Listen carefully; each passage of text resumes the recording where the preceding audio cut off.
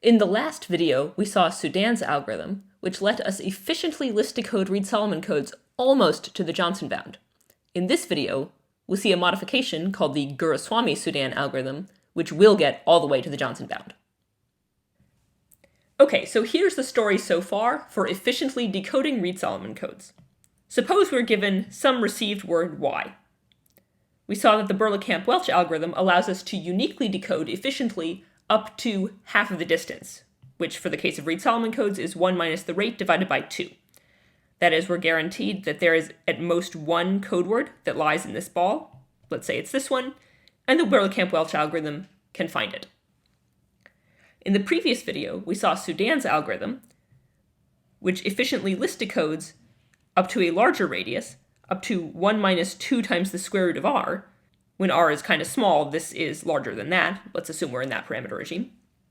And in this case, we know from the Johnson bound that there's at most a polynomial number of code words in this ball, and Sudan's algorithm gave us an efficient way to find them. In this video, we're going to try to improve on Sudan's algorithm. We're actually going to do it in 2 steps. In our first step, we'll see an algorithm that doesn't have a name, it's more for pedagogical purposes, which is going to allow us to increase this radius a little bit up to radius 1 minus the square root of 2 times r. Then, in our final step, we'll increase that even more up to radius 1 minus root r, which is the Johnson bound. And that final algorithm will be the Guruswami-Sudan algorithm. Okay, so that's the plan for this video. First, we're going to see this intermediate step, 1 minus square root of 2r, and then we're going to see the real thing. So our first improvement, which is going to get us up to 1 minus the square root of 2 times r, is going to come by changing how we measure the degree of the bivariate polynomial q. Towards that end, let's make the following definition. So let's say that the 1, k degree of a monomial x to the I, y to the j is I plus k times j. And then similarly, we're going to define the 1, k degree of a bivariate polynomial q as the maximum 1, k degree of any monomial that appears in that bivariate polynomial. This definition might seem a little funny now, but hopefully soon it'll be very clear why we made this definition.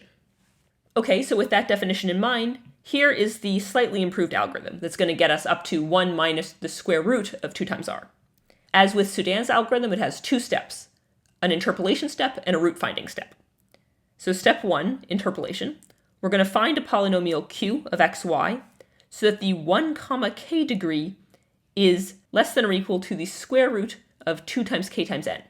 And, just like we had before, we're also going to demand that q of alpha I, yi is equal to 0 for all I between 1 and n.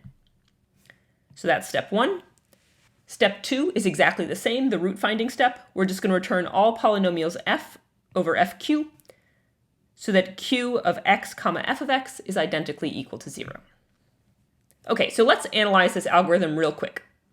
Notice that when we analyzed Sudan's algorithm, I took a couple of slides to do it, and now I'm reserving myself approximately this much space. So I'm going to go a little bit fast because the proof is basically the same as for Sudan's algorithm.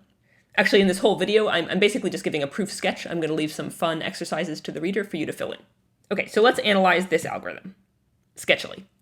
As before, we need to show that we can do step 1, both that we can do it efficiently and that such a queue exists. And then we need to show that step 2 is a good idea.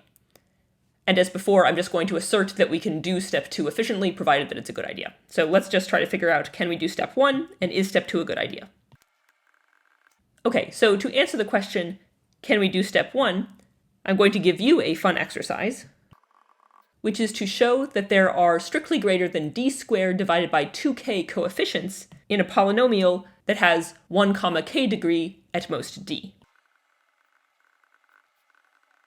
Given that fun exercise, we want to do exactly the same thing that we did in Sudan's algorithm. We want to show that the number of variables for the linear system that we're going to set up exceeds the number of constraints in that linear system. As before, the number of variables is just the number of coefficients in this polynomial, which is strictly greater than d squared over 2k by the fun exercise. So in this context, capital D is going to be the square root of 2kn. So that squared divided by 2k is just equal to n.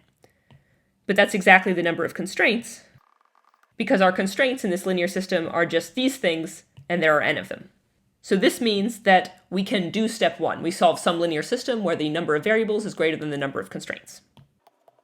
The next question is step 2 a good idea? As before, we're going to analyze this by letting r of x be equal to q of x comma f of x, and hoping to show that r of x is identically equal to 0. And as before, we're going to show this by showing that the degree of r is not too large, and yet it has many roots. So what's the degree of r? Well, it's in fact exactly equal, or at least bounded above, by the 1 comma k degree of q. So if this isn't obvious, pause the video now until it becomes obvious.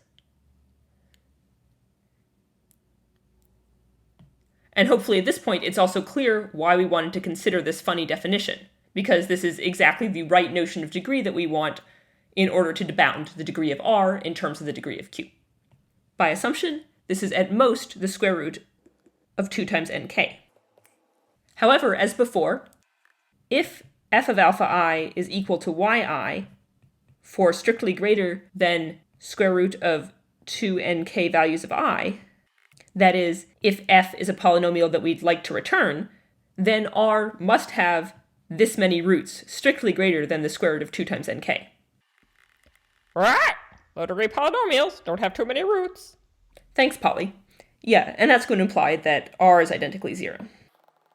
All of this shows that step 2 is a good idea, in the sense that if f agrees with the received word y to the tune of this many agreements, then we will return it. And now all this is going to imply that the Reed-Solomon code C is p comma l list decodable efficiently for p equal to 1 minus the square root of 2r and l something reasonable. So this root 2r here, that comes from taking this and then dividing it by n. And something reasonable, that's just going to be the number of f's that are roots of this thing here. Okay, so in just one slide, we've managed to take the 2 from outside the square root to inside, which is definitely an improvement. But that's not all the way there. We wanted to be able to turn this p into 1 minus the square root of r, so we still have another root 2 to go.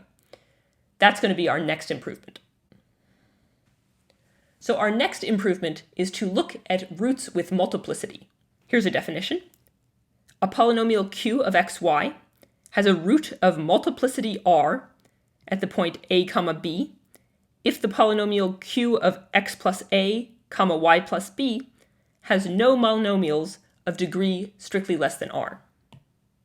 So here's an example. Suppose that q of x comma y is equal to, say, x minus alpha I squared times y minus yi for some alpha I and yi in fq. Then I claim that this has a root of multiplicity 3 at alpha I comma yi. And the reason is that if we look at q of x plus alpha I comma y plus yi, this is equal to x squared times y, which indeed has no terms of total degree less than 3. It only has the one term, which has total degree exactly equal to 3. So why do we care about this? Well, intuitively, it's because it's going to let us get more roots for less.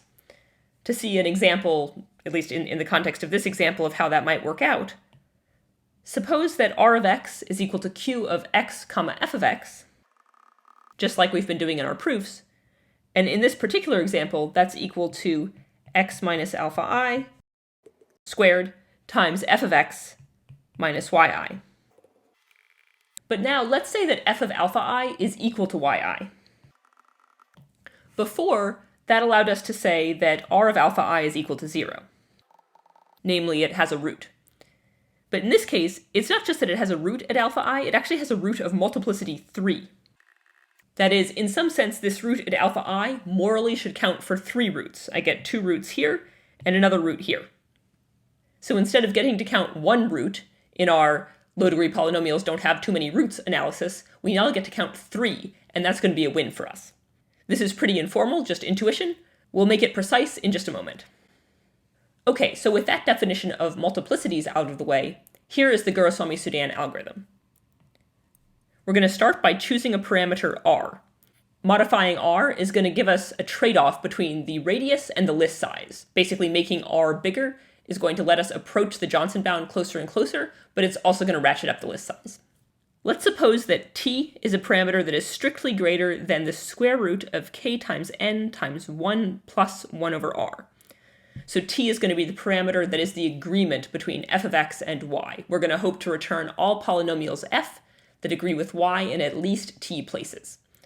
And now you see what I mean by ratcheting up r is going to let us approach the Johnson bound. If r were equal to infinity here, we'd have t, the amount of agreement, what we want, square root of k times n, and now it's just a little bit bigger.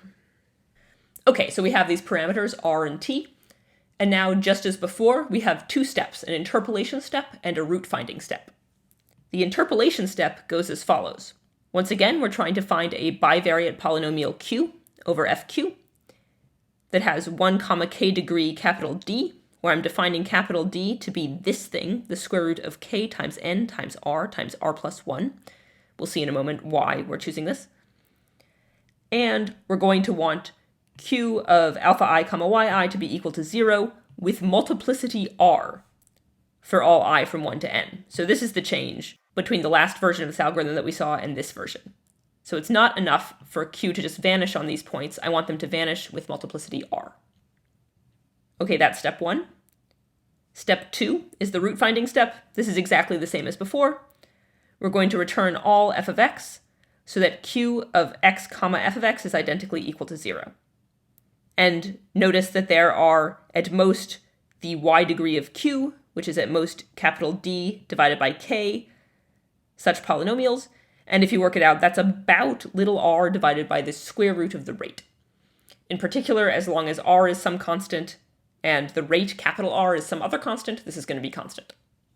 Notice that we actually don't need to take r as large as infinity in order for this to be roughly the square root of k times n. If r is polynomial in k and n, then that'll do it, at least asymptotically. So it might make sense also to take little r here to be polynomial in n and k, in which case our list size is going to be polynomial. Also, another quick note, I guess technically here d should be an integer, so take a floor or a ceiling or something as appropriate. I'm just going to ignore it. Okay, so that's the algorithm, and I claim that this algorithm will p, l list-decode Reed-Solomon codes efficiently for p equal to, okay, it should be 1 minus the agreement, so 1 minus t divided by n, which is equal to 1 minus the square root of 1 plus 1 over r times capital R, and list size L, which is big O of r divided by root r. And this is just going to follow as long as we can show the same things we've been trying to show before, namely that we can do step 1 and that step 2 is a good idea. So in the rest of this video, let's do that. First, can we do step 1, and then is step 2 a good idea? Okay, can we do step 1? So step 1 is we want to find some q that has the appropriate 1k degree, and so that q vanishes with multiplicity r for a bunch of i's. As before, we're going to count constraints and count variables, and I'm going to leave it as a fun exercise for you to count the constraints. In particular, here's a fun exercise. Show that the number of constraints that are implicit in this requirement here is at most r plus 1 choose 2. Okay, so I'll leave that for you to do. But given that, we can now verify that the number of variables, that is the number of coefficients in this polynomial that we're trying to interpolate, is greater than the number of constraints that we have. So the number of variables is still strictly greater than d squared divided by 2k. That's by the fun exercise that you did earlier. The number of constraints is thus n times r plus 1 choose 2. And so in order to do step 1 by solving a linear system, we need number of variables strictly greater than the number of constraints. So it's enough to show that d squared divided by 2k is greater than or equal to n times r plus 1 choose 2. And now we'll see where the definition of d came from. If we solve for d in this expression, we need d to be greater than or equal to the square root of 2k times this thing, which when we write out the definition of the binomial coefficient, we're going to get the square root of k times n times r plus 1. And that was very conveniently exactly how we chose D. So this is true. Therefore, we can do step 1. Now we move on to our next question. Is step 2 a good idea? As before, hopefully this formula is getting pretty boring at this point, we're going to let r of x be equal to q of x comma f of x. And we want to show that r of x is identically equal to 0. As before, we're going to do this by counting degrees and counting roots, but now we're going to use the multiplicities to help us count the roots. Let's start with the degree, though, because that's a little more straightforward. So the degree of r, as before, this is at most the 1 comma k degree of q, which by definition is equal to d, which is the square root of k times n times r plus 1. Now we're going to show that if f of alpha I is equal to yi, then r of alpha I is equal to 0, and not only equal to 0, but equal to 0 with multiplicity r, and that will mean that we can count it r times. A little more precisely, we have the following claim. If f of alpha I is equal to yi, then x minus alpha I raised to the rth power divides this polynomial r of x. Let's prove this. We have q of x plus alpha I, y plus yi, has no terms of degree strictly less than r. This is because of how we interpolated q. It was supposed to vanish with multiplicity r at each alpha I comma yi, and this is just the definition of what it means to vanish with multiplicity r. So now consider the polynomial f bar of x, which I'm going to define as f of x plus alpha I minus yi. Then r of x plus alpha I is by definition equal to q of x plus alpha I, comma f of x plus alpha I, which, plugging in our new definition of f bar, is equal to q of x plus alpha I, comma f bar of x plus yi. And now this thing is conveniently in the form of that thing, except I've plugged in f bar for y. So that means that this thing, all of its monomials, sort of, monomials in x and y, where then I've plugged in f bar for y, are not going to have any terms of degree strictly less than r. In other words, this has a bunch of terms that look like x to the c times f bar of x to the d for c plus d greater than or equal to r. Further, let's notice that f bar has no constant term. That is, f bar of 0 is equal to f of alpha I minus yi, which by the assumption that f of alpha I is equal to yi for this particular I is equal to 0, and that exactly means that f bar has no constant term. So that implies that x to the c plus d divides all of these terms x to the c times f bar of x to the d that show up in this thing. And since c plus d has to be greater than or equal to r, that implies that x to the r divides all such terms. And if x to the r divides all of the terms that show up in this thing, which remember was equal to this thing, which remember was equal to this thing, then x to the r must divide this thing itself.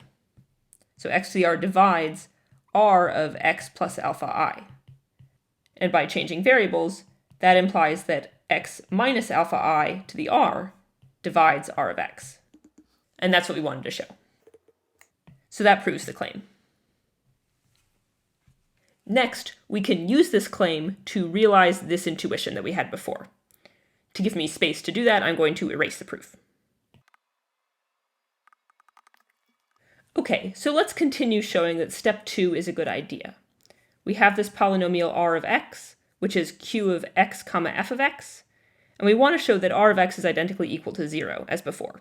Where here we are assuming that f of x agrees a lot with y. So that is, assume that f of alpha I is equal to yi for at least t values of I. And remember here that we're choosing t to be strictly greater than k times n times 1 plus 1 over r, the square root of that. Now our claim here means that for such an f, this polynomial r must have at least t times r roots, counting multiplicities. And that implies that either r of x has degree at least t times r, or r of x is identically equal to 0. Right! Low-degree polynomials don't have too many roots. Thanks, Polly.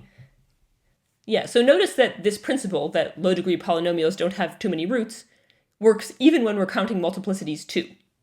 To see why, notice that this claim shows that for each alpha I, so that f of yi is equal to alpha I, we get a polynomial of degree r dividing r of x. If we multiply together the t different terms of this form for all the t different alpha i's so that this is true, we're going to get a polynomial here of degree t times r, t factors that look like this, degree r each. And that product of degree t times r needs to divide r of x. So that means that r of x needs to have degree at least t times r, unless it's identically 0.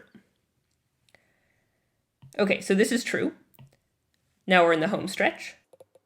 Because t times r, by our choice of t here, is strictly greater than r times the square root of k times n times 1 plus 1 over r, which is equal to the square root of k times n times r plus 1. And conveniently, this is exactly the bound we had on the degree of r. So this shows that this cannot be the case. It's not the case that the degree of r is greater than or equal to tr. In fact, it's strictly less than that. So therefore, r is identically 0. This further implies that if f of alpha I is equal to yi for at least t different values of I, we're going to return f. Thus, step 2 is a good idea. For any such f, it's going to be in the list that we return. And that shows that this algorithm, the Guruswami-Sudan algorithm, is correct. Moreover, we can do it efficiently. We saw that we can do step 1 efficiently by solving a linear system, and I promise that step 2 is efficient. I really do. Okay, so to recap, in this video, we saw the Guruswami-Sudan algorithm, which gives an algorithm to list-decode Reed-Solomon codes efficiently up to the Johnson bound. We started with Sudan's algorithm, which didn't quite get there. It got up to 1 minus 2 times the square root of r. We made one improvement, which was to introduce the 1 comma k degree, and that saved us a factor of the square root of 2, so that got us up to 1 minus the square root of 2 times r. And then we made a second improvement by introducing multiplicities, and that got us all the way up to 1 minus the square root of r. You might be wondering if it's possible to push this even further. Could we hope to extend the radius beyond the Johnson bound? We saw in a previous video that the list decoding capacity theorem was beyond the Johnson bound. Maybe we could hope to efficiently list decode Reed-Solomon codes all the way up to that. In fact, it turns out that largely this is still an open question, so I encourage you to think about it. But for now, let's be happy with achieving the Johnson bound. I think that's pretty good.